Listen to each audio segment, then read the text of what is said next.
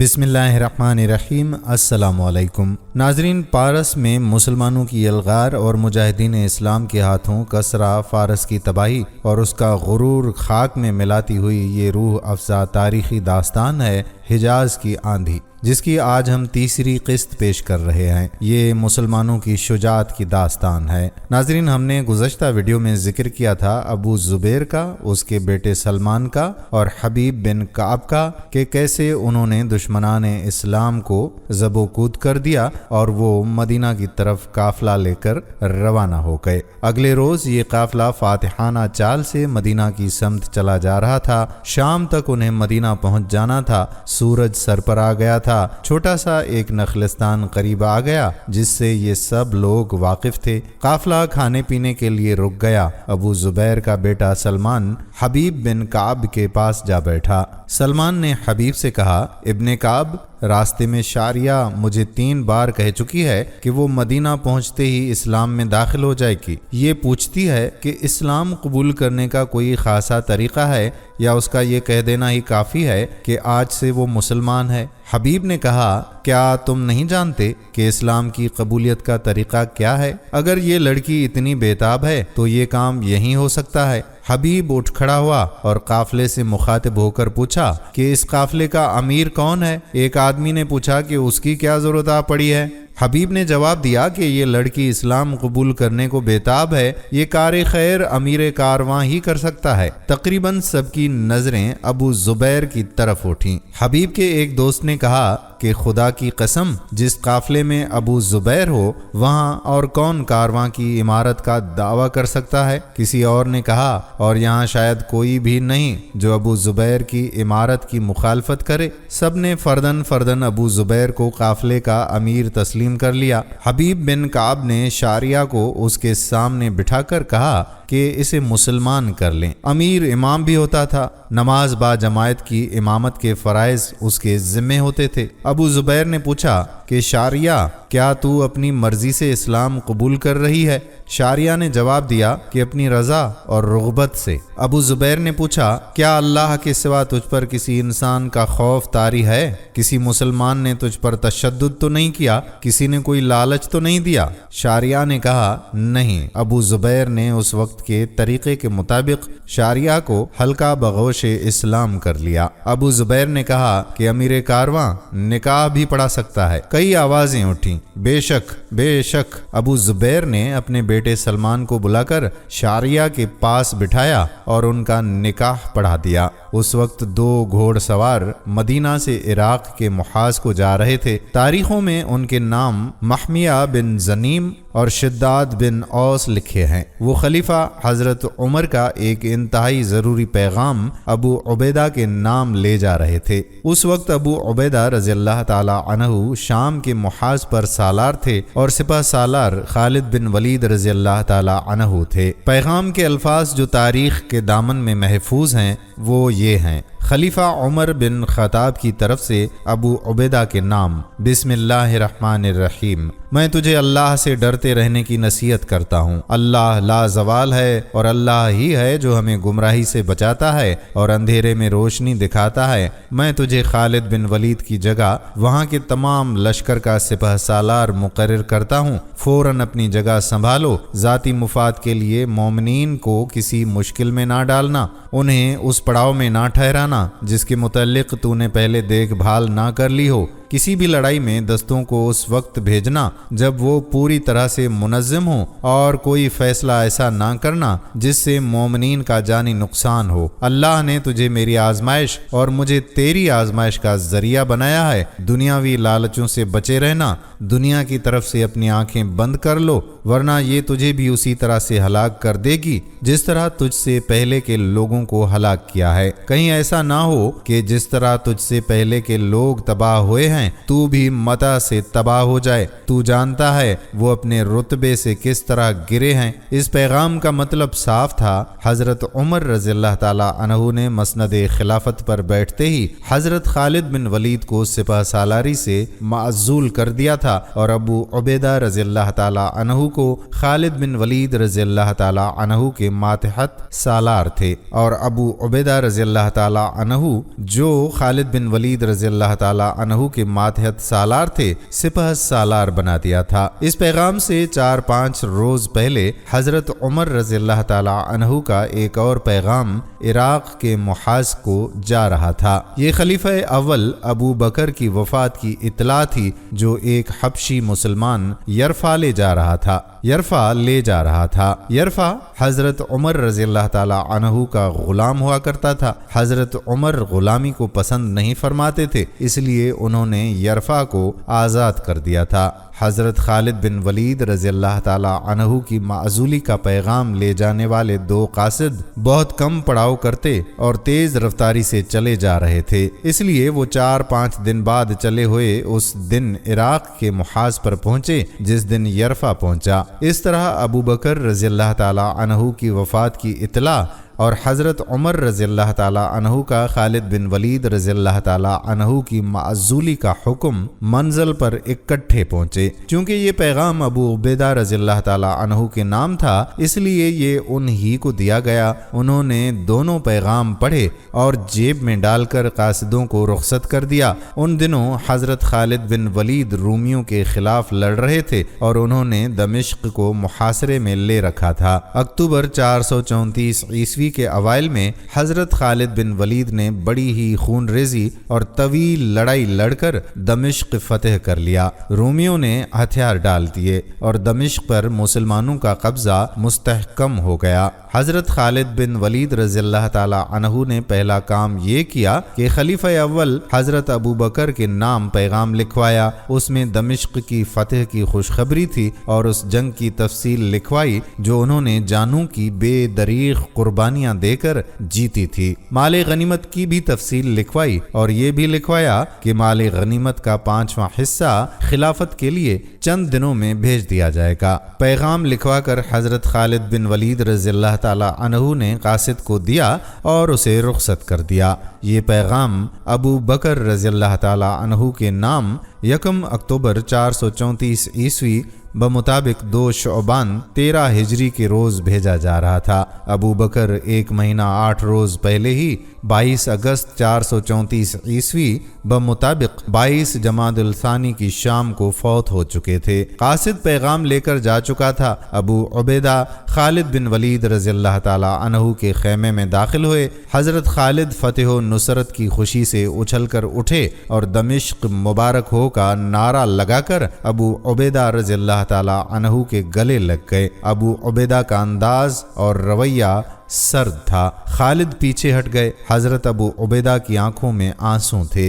हजरत खालिद बिन वलीद रज़ियल्लाह ताला अन्हु ने कहा, वल्लाह ये आंसू खुशी के ही हो सकते हैं। अबू उबैदा रज़ियल्लाह ताला अन्हु ने गमनाक लहजे में कहा, नहीं इब्ने वलीद, खलीफत रसूल सल्लल्लाहु अलैहि वसल्लम हजरत अबू बकर फौत हो गए हैं और अब उमर बिन खताब खलीफा हैं। अबू बकर कब फौत हुए? खालिद रज़ियल्लाह ताला अन्हु ने सवाल पूछा। जवाब दिया कि 22 जमादुल सानी की शाम को। खालिद बिन वलीद रज़ियल्लाह ताला अन्हु ने पूछा, हमें इतला इतने दिनों बाद क्यों दी गई? क्या कासिद को यहाँ पहुँचते 1 महीने से? अबू उबैदा रज़ियल्लाह ताला अन्हु ने हजरत खालिद बिन वलीद रज़ियल्लाह ताला अन्हु की बात काटते हुए कहा कि कासिद तो जल्द ही आ गया था। कासिद आया था तो उसने देखा कि हमने दमिश्क को मुहासरे में ले रखा है, तो उसने इस ख्याल से ये पैगाम हमें ना दिया कि खलीफत रसूल सल्लल्लाहु अलैहि वसल्लम की वफ़ात की इतला का मुहासरे पर बहुत बुरा असर पड़ेगा। उसने मुझे इतना ही पैगाम दिया कि मदीना में खैरियत है और कमक आ रही है। इसने ये मुरासला मुझे 2 रोज बाद दिया। फिर मैंने ये जानकर इतला रोक ली कि दमिश्क का फैसला हो जाए तो तुझे और लश्कर को ये खबर बद सुनाऊंगा। खालिद पर तो सख्ते की कैफियत तारी हो गई थी, जैसे वो दुनिया से लाताल्लुक़ हो गए हों। अबू उबैदा रज़ियल्लाह ताला अन्हु ने बोझल सी आवाज़ से कहा, खालिद عمر کا ایک حکم نامہ بھی آیا ہے، یہ بھی میں نے دمشق کی جنگ ختم ہونے کے بعد تجھ تک پہنچانا بہتر سمجھا۔ ابو عبیدہ رضی اللہ تعالی عنہ نے پیغام خالد بن ولید کو دے دیا۔ حضرت خالد بن ولید رضی اللہ تعالی عنہ نے پیغام پڑھا اور ان کے ہونٹوں پر ہلکی سی مسکراہٹ آ گئی۔ اس مسکراہٹ میں مسرت نہیں تھی، یہ ملول اور رنجیدہ مسکراہٹ تھی۔ اللہ کی رحمت ہو ابو بکر پر۔ خالد بن ولید رضی اللہ تعالی عنہ نے آہ بھر کر کہا کہ ابو بکر زندہ رہتے تو میں اس انجام کو نہ پہنچتا۔ حضرت خالد بن ولید کی معزولی حضرت عمر رضی اللہ تعالی عنہ کا ایک اور جرت مندانہ فیصلہ تھا۔ اس سے قبل ان کا ایک ایسا ہی فیصلہ تھا کہ مرتدین کے جن رشتہ داروں کو غلام اور لونڈیاں بنا کر رکھا گیا ہے ان سب کو آزاد کر کے ان کے گھروں کو بھیج دیا جائے۔ پہلے بیان ہو چکا ہے کہ غلام اور لونڈیاں خلیفہ اول حضرت ابو بکر صدیق کے حکم کے مطابق رکھی گئی تھیں۔ لوگوں نے حضرت عمر کے فیصلے پر اعتراض کیا تھا، بعض نے احتجاج بھی کیا تھا، لیکن عمر اس حکم پر بہت مضبوط دلائل رکھتے تھے، لہٰذا انہوں نے اپنا فیصلہ منوا لیا۔ چند دنوں کے بعد ہی لوگوں نے دیکھ لیا کہ حضرت عمر کے اس فیصلے کے کتنے خوشگوار نتائج سامنے آئے تھے۔ وہ اس طرح کہ سالار مثنی بن حارثہ عراق کے محاذ پر مجاہدین کی کمی پوری کرنے کے لیے کمک لینے مدینہ آئے تھے، مگر ہر کوئی جانے سے ہچکچا رہا تھا۔ آخر ابو عبید اٹھے اور محاذ جانے کا اعلان کیا۔ ان کے بعد رضاکار سامنے آنے لگے تو دیکھتے ہی دیکھتے ان کی تعداد 1000 ہو گئی۔ یہ تعداد کافی نہیں تھی، آگے چل کر تفصیل سے ذکر ہوگا کہ جن مرتدین کے عزیزوں کو غلامی سے آزاد کرایا گیا تھا وہ حضرت عمر کے اس فیصلے سے اتنے متاثر ہوئے کہ وہ بھی سچے دل سے مسلمان ہو کر کمک میں شامل ہو گئے اور محاذ پر چلے گئے۔ تب مسلمانوں کو احساس ہوا کہ حضرت عمر رضی اللہ تعالی عنہ کا فیصلہ کس قدر دور رس نتائج کا حامل تھا۔ حضرت خالد بن ولید کی معزولی کا فیصلہ ایسا تھا کہ بیشتر لوگوں نے اسے پسند نہ کیا۔ سب جانتے تھے کہ خالد بن ولید کو سیف اللہ کا خطاب رسول اللہ صلی اللہ علیہ وآلہ وسلم نے دیا تھا، اور آپ صلی اللہ علیہ وآلہ وسلم نے یہ خطاب بلا جواز نہیں دیا تھا۔ حضرت خالد واقعی اللہ کی تلوار تھے۔ رومیوں کو ہر میدان میں شکست دینے والے خالد رضی اللہ تعالی عنہ ہی تھے۔ حضرت عمر بھی تسلیم کرتے تھے کہ خالد نہ ہوتے تو رومیوں کو، جو اس وقت بہت بڑی قوت تھے، شکست نہ دی جا سکتی تھی۔ اس کے ساتھ یہ مشکل بھی پیدا ہو گئی کہ محاذ پر مسلمانوں کی پوزیشن کمزور ہو گئی۔ اس صورتحال کو سنبھالنے کی اہلیت حضرت خالد بن ولید میں ہی تھی۔ یہ کمزوری ابو عبیدہ رضی اللہ تعالی عنہ کی ایک غلطی سے پیدا ہوئی تھی، لیکن حضرت عمر نے خالد بن ولید کو اس طرح سپہ سالاری سے معزول کیا کہ انہیں ان کے ایک ماتحت سالار ابو عبیدہ کو سپہ سالار بنا کر خالد بن ولید کو ان کے ماتحت کر دیا۔ زیادہ تر لوگ یہ رائے دیتے تھے کہ حضرت خالد کی پیہم فتوحات اور لوگوں میں ان کی مقبولیت کو دیکھتے ہوئے حضرت عمر خدشہ محسوس کر رہے تھے کہ خالد بن ولید مفتوحہ علاقوں کے حکمران نہ بن بیٹھیں۔ لوگ یہ بھی کہتے تھے کہ حضرت عمر اور حضرت خالد کے درمیان پرانے اختلافات موجود تھے۔ ایک واقعہ تو سب کو یاد تھا، مرتدین کے خلاف جنگ میں حضرت خالد بن ولید نے غیر معمولی کامیابیاں حاصل کی تھیں۔ ان کا ایک معرکہ مرتدین کے ایک سردار ملک بن نویرہ سے ہوا۔ مرتدین نے جم کر مقابلہ کیا، لیکن حضرت خالد کی جارحانہ قیادت اور مجاہدین کے بے جگری کے سامنے مرتدین ٹھہر نہ سکے۔ ان کا سردار اور سالار مالک بن نویرہ گرفتار ہوا۔ حضرت خالد بن ولید رضی اللہ تعالی عنہ نے اسے قتل کروا دیا۔ مالک بن نویرہ کی ایک بیوی جوان اور غیر معمولی طور پر حسین تھی۔ حضرت خالد نے اس کے ساتھ شادی کر لی۔ اس جوان عورت کا نام لیلا تھا۔ اس شادی کی خبر مدینہ پہنچی تو حضرت عمر کو بہت غصہ آیا۔ اس وقت خلیفہ ابو بکر صدیق تھے۔ مدینہ میں خبر پہنچی تھی کہ حضرت خالد بن ولید نے مالک بن نویرہ کو اس کی حسین و جمیل بیوی لیلا کے ساتھ شادی کرنے کے لیے قتل کیا ہے۔ حضرت عمر نے خلیفہ ابو بکر سے کہا کہ خالد کو معزول کر کے واپس مدینہ بلا لیا جائے۔ حضرت ابو بکر نہیں مانے تھے۔ انہوں نے کہا کہ اس وقت یہ دیکھیں کہ خالد بن بن ولید نے میدان جنگ میں کتنی کامیابیاں حاصل کی ہیں، اور یہ بھی دیکھیں کہ یہ جنگ کیسی ہے۔ یہ فتنہ ارتداد کی سرکوبی کی جنگ ہے۔ ان مرتدین نے مسلمان ہو کر اسلام سے انحراف کیا اور انہوں نے اپنے نبی کھڑے کر دیے۔ حضرت خالد بن ولید رضی اللہ تعالی عنہ نے اس جہاد میں ایسی کامیابیاں حاصل کی کہ اس نے ایک شادی کر لی ہے تو اسے معاف کیا جا سکتا ہے۔ حضرت عمر رضی اللہ تعالی عنہ کی تشفی نہ ہوئی، وہ خاموش تو ہو گئے لیکن ان کے دل میں خالد کے خلاف ناراضگی قائم رہی۔ حقیقت یہ تھی کہ مالک بن نویرہ نے اسلام قبول کر لیا تھا، وہ اپنے قبیلے کا سردار تھا، یہ تمام قبیلہ مسلمان ہو گیا تھا۔ رسول اللہ صلی اللہ علیہ وآلہ وسلم رحلت فرما گئے تو مالک بن نویرہ نے لوگوں سے وصول کی ہوئی زکوٰۃ اور محصولات کی رقم مدینے بھیجنے کے بجائے لوگوں کو واپس کر دی اور سب کو اسلام کے خلاف بغاوت پر آمادہ کر لیا۔ اس کے علاوہ مرتدین میں سے ایک عورت نے نبوت کا دعویٰ کیا تو مالک بن نویرہ نے نہ صرف یہ کہ اس کی نبوت کو تسلیم کیا بلکہ اپنے قبیلے اور اپنے زیر اثر دوسرے قبیلوں سے کہا کہ وہ سجا کو نبی تسلیم کریں۔ یہ عورت عراق کے رہنے والے الحارث کی بیٹی تھی، اسے ام سعدرہ بھی کہا جاتا تھا۔ مالک بن نویرہ کا سب سے بڑا جرم تو یہ تھا کہ اس کے علاقے میں مسلمانوں کی جو بستیاں تھیں انہیں نذر آتش کر دیا تھا۔ مورخوں کے مطابق خالد بن ولید رضی اللہ تعالی عنہ نے اسے شکست دے کر گرفتار کیا اور اس کے یہ تمام جرائم اس کے آگے رکھے۔ اس نے ان جرائم کا اعتراف کیا۔ تب حضرت خالد نے اسے کہا کہ وہ ایسے آدمی کو معاف نہیں کر سکتے جس نے مسلمانوں کو قتل کیا اور ان کی بستیاں جلائی ہوں۔ مالک بن نویرہ کو قتل کر کے خالد بن ولید رضی اللہ تعالی عنہ نے اس کی بیوی لیلا کو لونڈی بنانے کی بجائے اسے بیوی بنا لیا۔ خلیفہ ابو بکر نے تو خالد کی اس شادی کو جرم نہیں سمجھا لیکن حضرت عمر نے انہیں معاف نہیں کیا۔ یہ شادی دسمبر 432 عیسوی میں ہوئی تھی۔ اب اگست 434 عیسوی کے آخری دنوں میں حضرت عمر انہیں معزول کر رہے تھے۔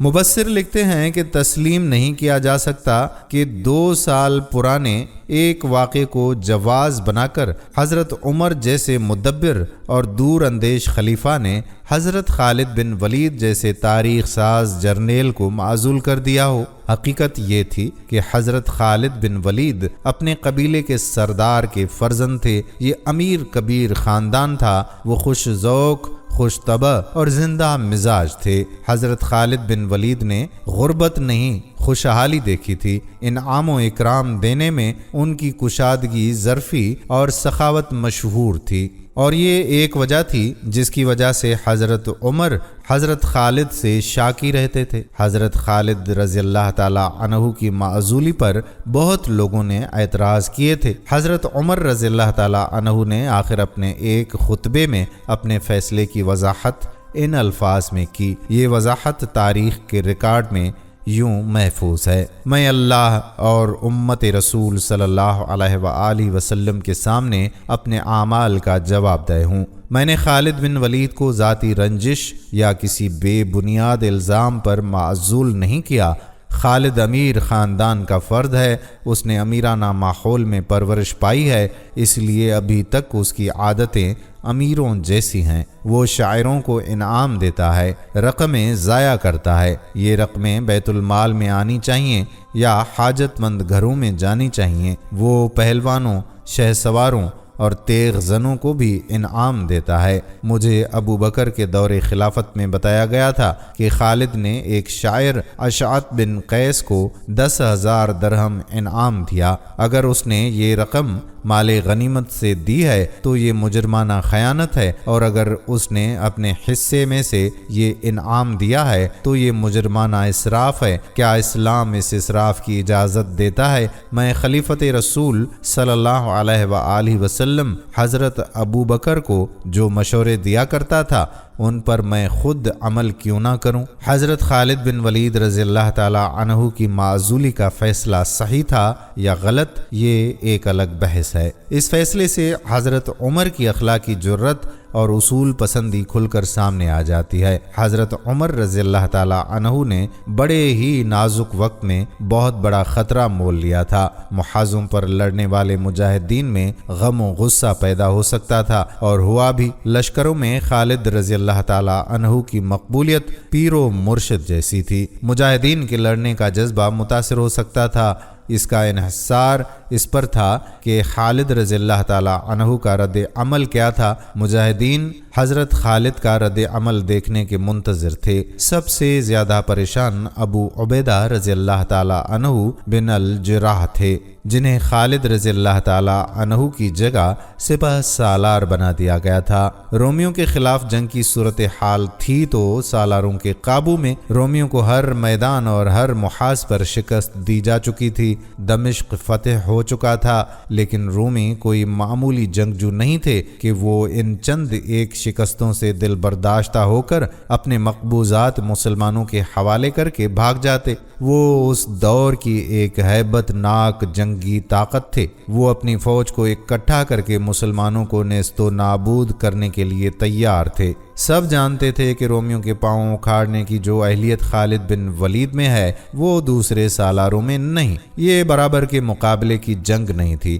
مسلمان جذبے کے زور پر لڑ رہے تھے اور ان کے مد مقابل ہتھیار بہتر تھے۔ گھوڑے کئی گنا زیادہ تھے، نفری کہیں 5 گنا زیادہ تھی اور کہیں 8 گنا بھی۔ یہ جذبے اور جنگی طاقت کا مقابلہ تھا۔ قلیل نفری سے کثیر تعداد دشمن سے لڑنے اور اس کے پاؤں اکھاڑنے کی صلاحیت حضرت خالد میں ہی تھی۔ تمام سالار اور مجاہدین یہ سوچ سوچ کر پریشان ہو رہے تھے کہ حضرت خالد اپنی معزولی کے خلاف احتجاجاً محاذ سے نکل گئے تو مسلمانوں کا انجام اچھا نہیں ہوگا۔ محاذ پہلے ہی کمک کی ضرورت محسوس کر رہا تھا اور مسنہ بن حارثہ قافلہ لینے مدینہ روانہ ہو گئے تھے۔ حضرت ابو عبیدہ رضی اللہ تعالی عنہ تجربہ کار سالار تھے، زاہد اور پارسا تھے۔ انہیں امین الامت کہا جاتا تھا۔ جنگ کے میدان میں ان کی جارحیت اور قیادت قابل داد تھی۔ دشمن کو وہ مصیبت میں ڈال دیا کرتے تھے،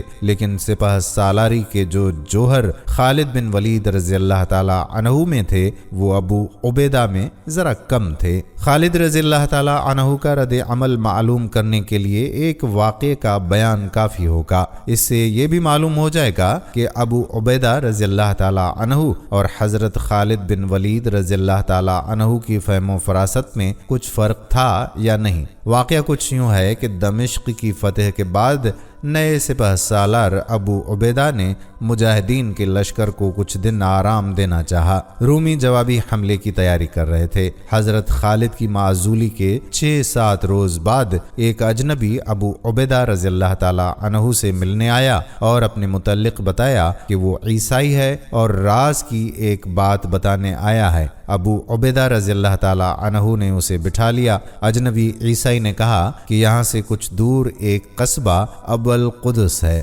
وہاں ہر سال ایک میلہ لگا کرتا ہے۔ 2-3 روز بعد میلہ لگے گا۔ دور دور کے تاجر اپنا مال بیچنے کے لیے لائیں گے۔ اس مال میں سونے چاندی کے زیورات بھی ہوں گے، ہیرے جواہرات اور قیمتی پتھر بھی ہوں گے۔ اس کے علاوہ جن اشیاء کی دکانیں لگیں گی وہ بہت ہی قیمتی اشیاء ہوں گی۔ میلے میں جو خریدار آئیں گے وہ ہر سال کی طرح بڑے ہی دولت مند لوگ ہوں گے۔ یہ رومیوں کا میلہ ہے اور رومیوں سے آپ کی دشمنی اور جنگ ہے۔ 3-4 روز بعد آپ اچانک میلے میں چھاپا مار دیں، یہ سب مال اور دولت آپ کا مال غنیمت ہوگا۔ اتنا قیمتی مال غنیمت آپ کو 10 قلعوں سے بھی نہیں مل سکتا۔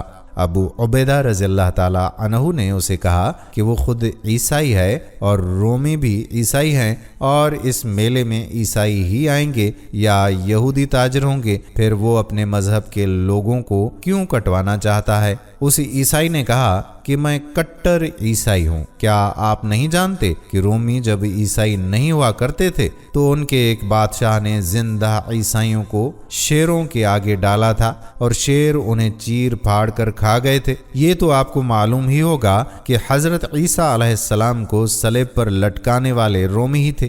اس کے ایک زمانے کے بعد انہوں نے عیسائیت قبول کر لی تو کیا ہوا؟ یہ رومی اب بھی ویسے ہی بادشاہ ہیں جیسے عیسائی ہونے سے پہلے تھے۔ یہ لوگ رعایا کو انسانیت کا درجہ دیتے ہی نہیں۔ آپ نے جو علاقے فتح کیے ہیں، میں نے وہاں جا کے دیکھا ہے، آپ عیسائیوں اور دوسرے مذہب کے لوگوں کو کمتر رعایا نہیں بلکہ اپنے جیسا انسان سمجھتے ہیں۔ میں رومیوں کے ظلم و ستم کا کچلا ہوا انسان ہوں۔ میں اگر مسلمان نہیں تو کیا ہوا؟ میں عربی تو ہوں۔ میں رومیوں کی غلامی تسلیم نہیں کرتا۔ مختصر یہ کہ اس عیسائی نے ابو عبیدہ رضی اللہ تعالی عنہ کو قائل کر لیا کہ انہیں اس میلے میں چھاپا مارنا چاہیے۔ عیسائی نے کہا کہ میں آپ کو یہ بھی بتا دوں کہ ابو القدس کے ارد گرد اور دور دور تک رومی فوج کا نام و نشان تک نہیں۔ آپ کے لیے کوئی خطرہ نہیں۔ رومی فوج کے کچھ دستے طرابلس میں ہیں، وہاں سے وہ بر وقت ابو القدس نہیں پہنچ سکتے۔ انہیں اطلاع دینے والا کوئی نہیں ہوگا۔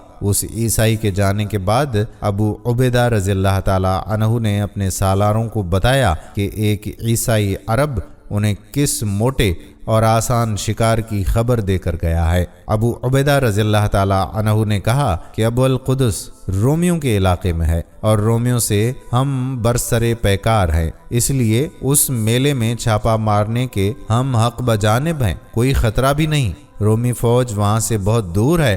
میں تم میں سے کسی کو حکماً نہیں بھیجوں گا۔ جو کوئی اس چھاپے کی کمان لینا چاہتا ہے وہ آگے آ جائے اور 500 گھوڑ سوار منتخب کر لے۔ ابو عبیدہ رضی اللہ تعالی عنہ نے سالاروں کو باری باری دیکھا اور ان کی نظریں خالد بن ولید پر ٹھہر گئیں۔ انہیں توقع تھی کہ خالد اس چھاپے کے لیے فوراً تیار ہو جائیں گے، لیکن حضرت خالد رضی اللہ تعالی عنہ کا چہرہ بے تاثر تھا اور وہ چپ چاپ بیٹھے ہوئے تھے۔ ابو عبیدہ کی نظریں ان کے چہرے پر جمی رہیں۔ خالد رضی اللہ تعالی عنہ نے منہ پھیر لیا۔ ظاہر ہے کہ یہ سپہ سالاری سے معزولی کا رد عمل تھا۔ حضرت خالد کا چھاپا مار دستے کے ساتھ نہ جانا الگ بات تھی۔ انہوں نے ابو عبیدہ سے اتنا بھی نہ کہا کہ انہیں اس میلے میں چھاپا مارنا چاہیے بھی یا نہیں۔ سب سالار خاموش رہے۔ ایک آواز اٹھی، میں جاؤں گا۔ سب نے ادھر ادھر دیکھا۔ وہ ایک نوجوان تھا جس کے چہرے پر داڑھی ابھی ابھی آئی ہوئی تھی۔ ابو عبیدہ رضی اللہ تعالی عنہ نے کہا، تو ابھی کم سن اور نا تجربے کار ہے ابن جعفر۔ ابو عبیدہ نے ایک بار پھر حضرت خالد کی طرف دیکھا، لیکن وہ یوں چپ چاپ بیٹھے ہوئے تھے جیسے اس کام کے ساتھ ان کا کوئی تعلق ہی نہ ہو۔ اس نوجوان نے کہا کہ میں گھر سے یہاں سیر و تفریح کے لیے تو نہیں آیا، مجھ پر اپنے شہید باپ کا قرض ہے۔ آپ سب کو معلوم ہے کہ میرا باپ کس لڑائی میں شہید ہوا تھا۔ میں نے اس کے خون کا قرض اتارنا ہے۔ میں کم عمر تو ہوں، خدا کی قسم بزدل نہیں ہوں، اور میں تجربے کار نہیں مگر اناڑی بھی نہیں۔ میرا حوصلہ نہ توڑیں، میں بہت کچھ دیکھ کر آیا ہوں۔ آپ کہتے ہیں کہ وہاں رومی فوج ہے ہی نہیں، تو میرے لیے آپ کو پریشان نہیں ہونا چاہیے۔ ابو عبیدہ نے کہا، ہاں ابن جعفر، میں تیرا حوصلہ نہیں توڑوں گا۔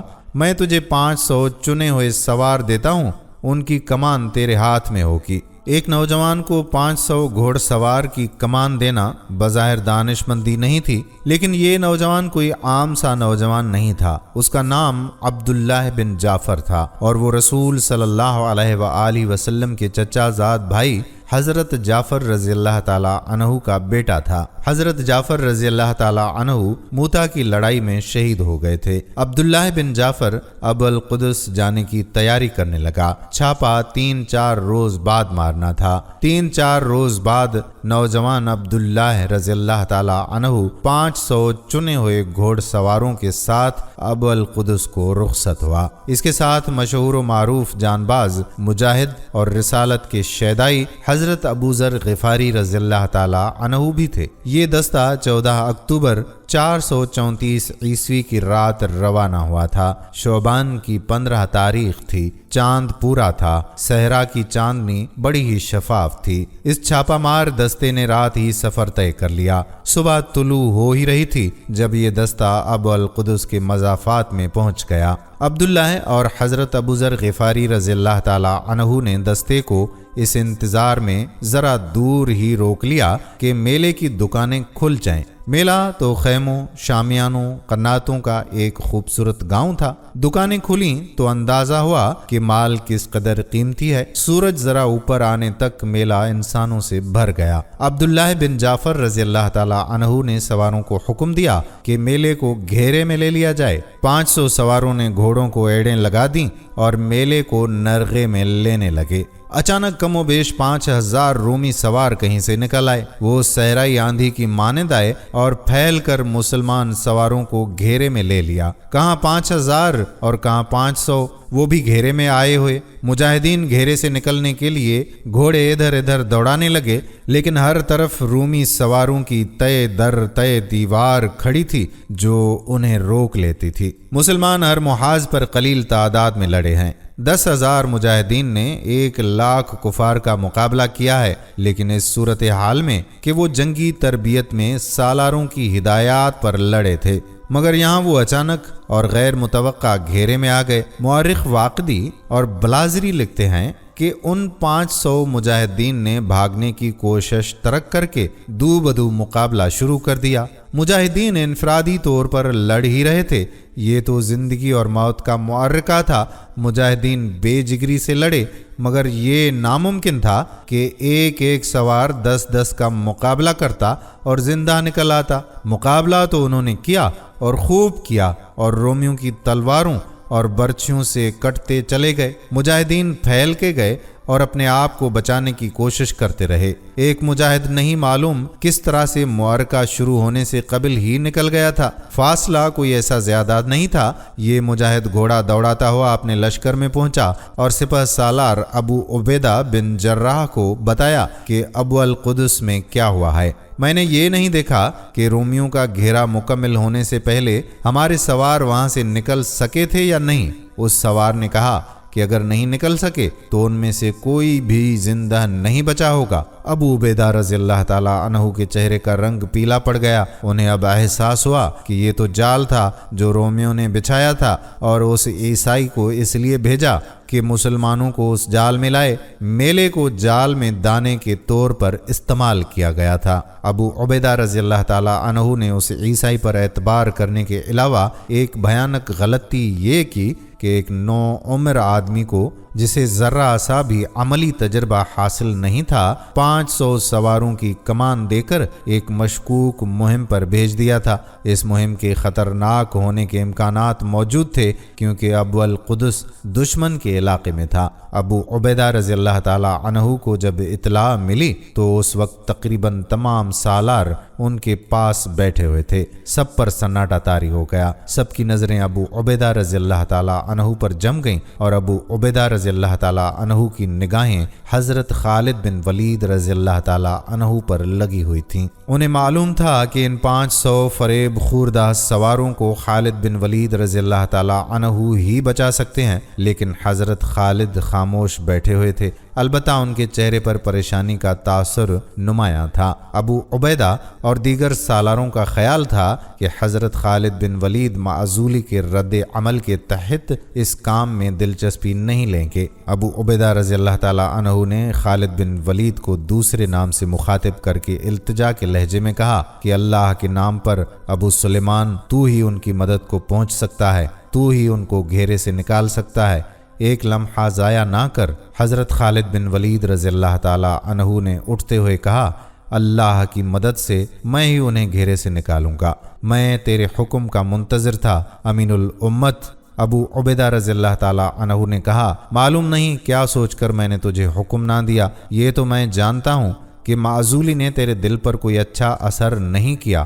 حضرت خالد بن ولید رضی اللہ تعالی عنہ نے کہا، خدا کی قسم امین الامت، مجھ پر کسی بچے کو بھی سپہ سالار مقرر کر دیا جائے تو میں اس کا بھی ہر حکم مانوں گا۔ کیا میں ایسی جرت کر سکتا ہوں کہ جسے رسول اللہ صلی اللہ علیہ وآلہ وسلم نے امین الامت کہا ہے اس کا حکم نہ مانوں؟ اور بتا دے سب کو کہ ابو سلیمان ابن الولید نے اپنی زندگی اسلام کے لیے وقف کر دی ہے۔ مورخ واقدی اور تبری نے لکھا ہے کہ ابو عبیدہ رضی اللہ تعالی عنہ کی آنکھوں میں آنسو آ گئے۔ ابو عبیدہ رضی اللہ تعالی عنہ نے جذبات سے بوجھل آواز میں کہا، اللہ کی رحمت ہو تجھ پر، جا اپنے گھرے ہوئے بھائیوں کی مدد کو پہنچ۔ کسی بھی مورخ نے یہ نہیں لکھا ہے کہ حضرت خالد بن ولید رضی اللہ تعالی عنہ اپنے ساتھ سواروں کی کتنی تعداد لے کر گئے تھے۔ یہ تو ظاہر ہے کہ ان کے ساتھ سوار ہی گئے ہوں گے، پیادے ابو القدس تک بر وقت نہیں پہنچ سکتے تھے۔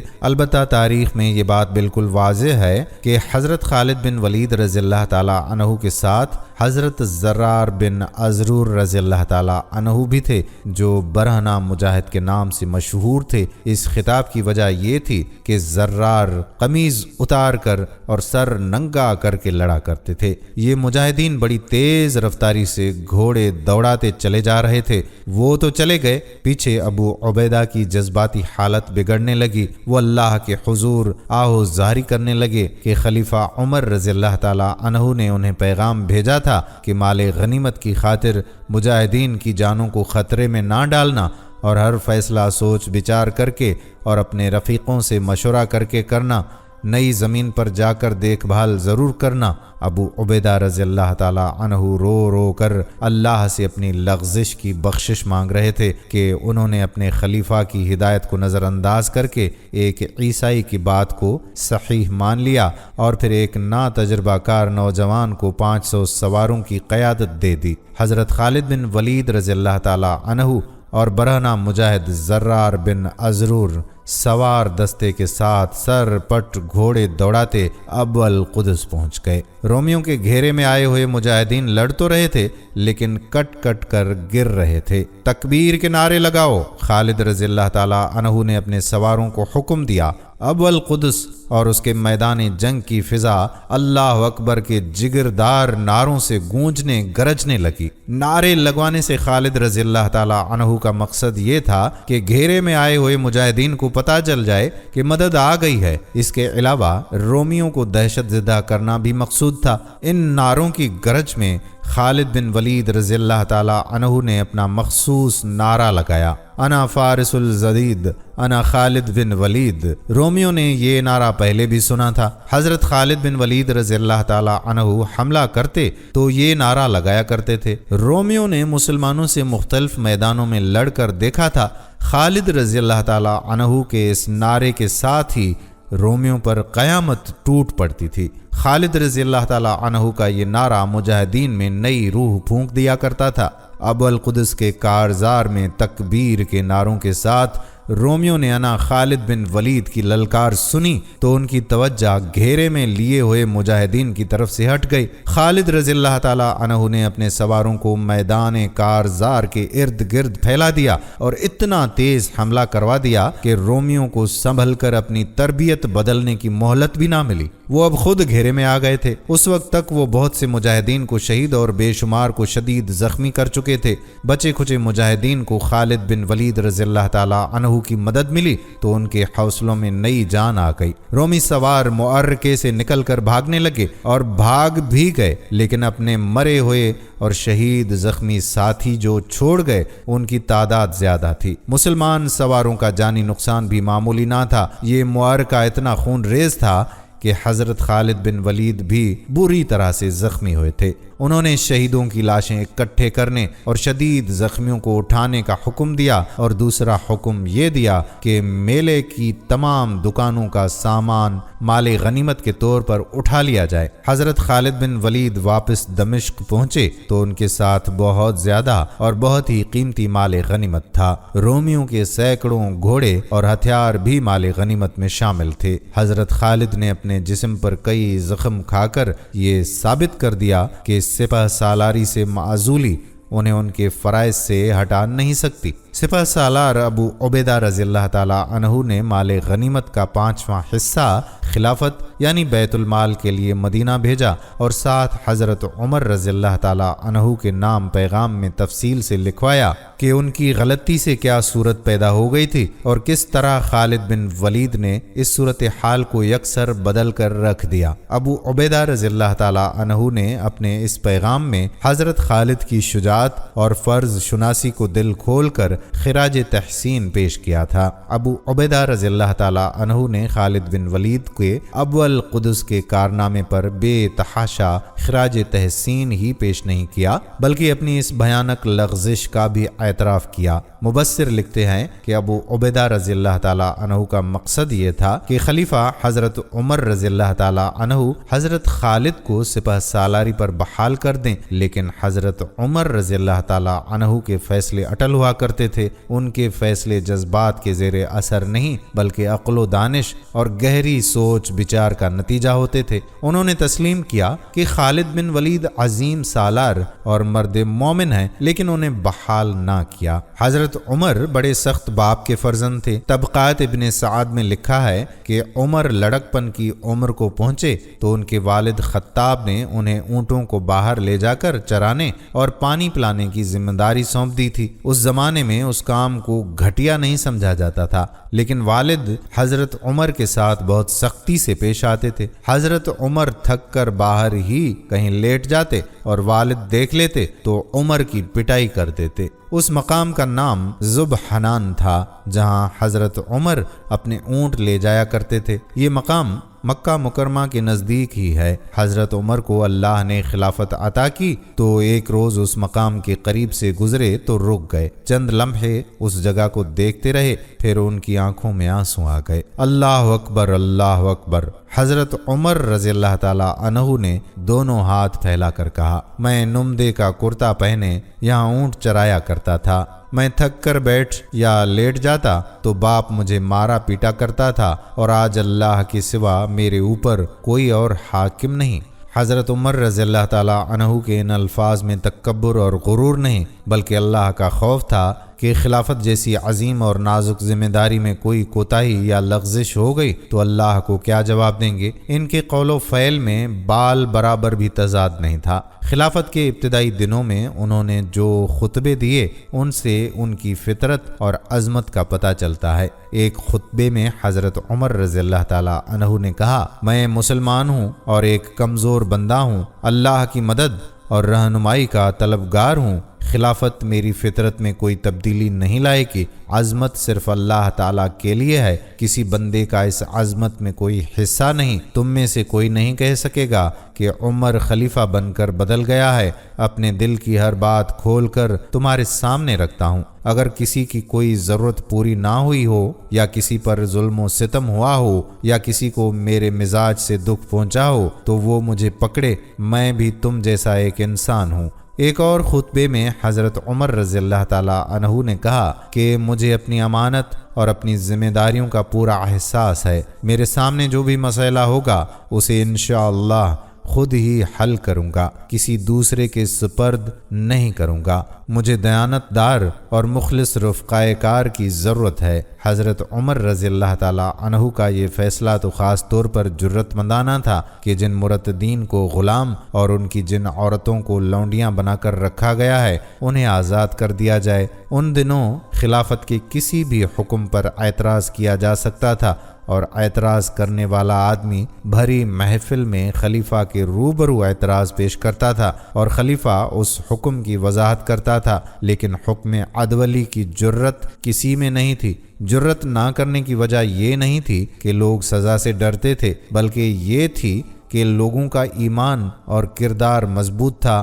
ان میں ڈسپلن تھا۔ امیر کی اطاعت کو وہ فرض سمجھتے تھے۔ مرتدین کے غلاموں اور لونڈیوں کو آزاد کرنے کے حکم پر بہت لے دے ہوئی۔ غلام اور لونڈیاں ہر کوئی تو نہیں رکھ سکتا تھا۔ ان کے آقا متمول خاندانوں کے لوگ تھے جن میں زیادہ تر قبیلوں کے سردار تھے، باقی تاجر تھے۔ ان افراد کے پاس بھی غلام یا لونڈیاں تھیں جو مرتدین کے خلاف لڑے تھے۔ ان کا سب سے بڑا اعتراض تو یہ تھا کہ انہوں نے خلیفت رسول حضرت ابو بکر کے حکم سے ان مرتدین کو غلام اور لونڈیاں بنایا تھا۔ دوسرا اعتراض یہ تھا کہ بعض نے غلاموں اور لونڈیوں کو خریدا تھا۔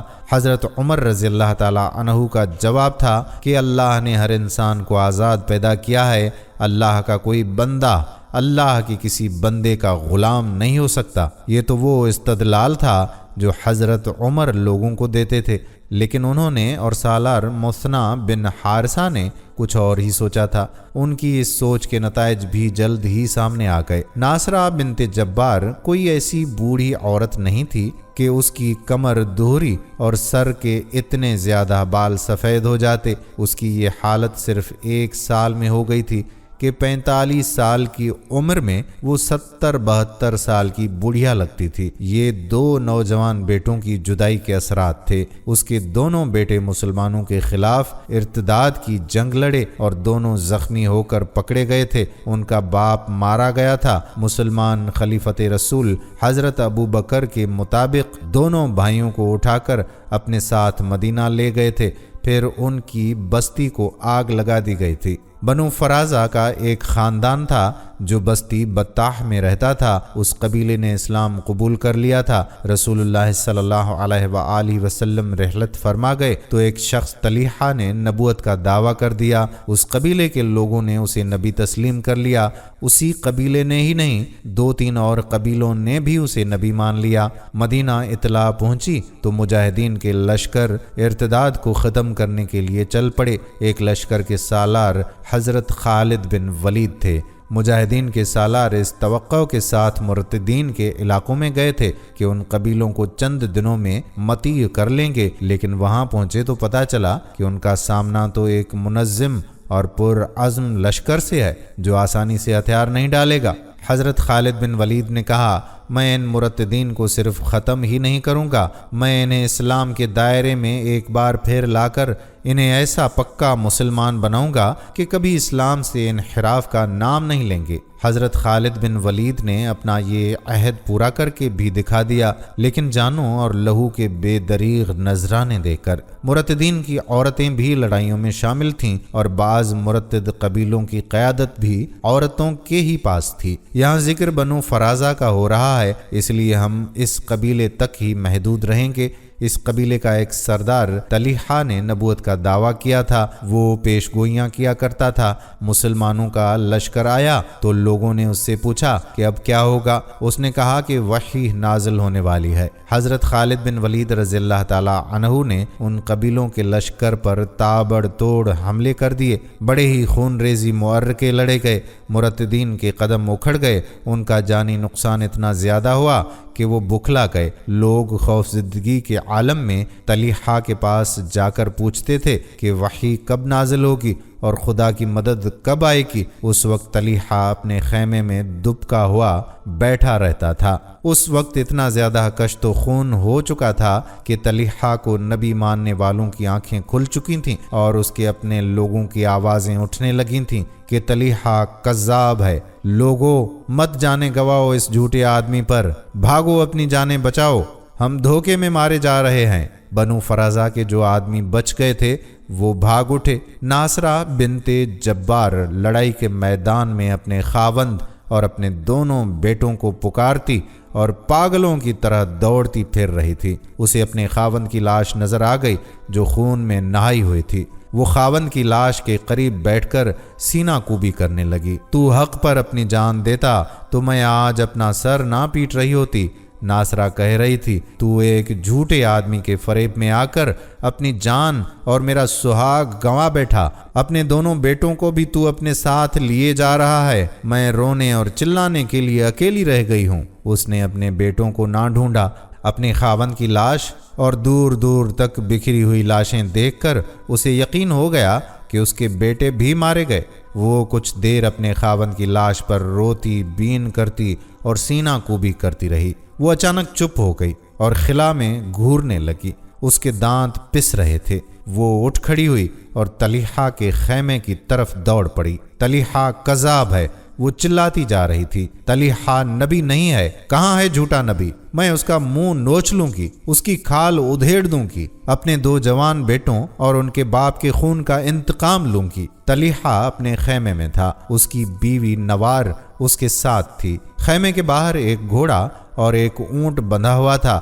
دونوں سواری کے لیے تیار کھڑے تھے۔ خیمے کے ارد گرد وہ آدمی جمع ہو کر شور و غل بپا کر رہے تھے جو مسلمانوں کے ہاتھوں کٹنے سے بچ گئے تھے۔ طلیحہ، باہر آؤ، سچے ہو تو معجزہ دکھاؤ۔ ہمیں بتاؤ ہم کیا کریں؟ سچے نبی ہو تو ڈرتے کیوں ہو؟ باہر آؤ۔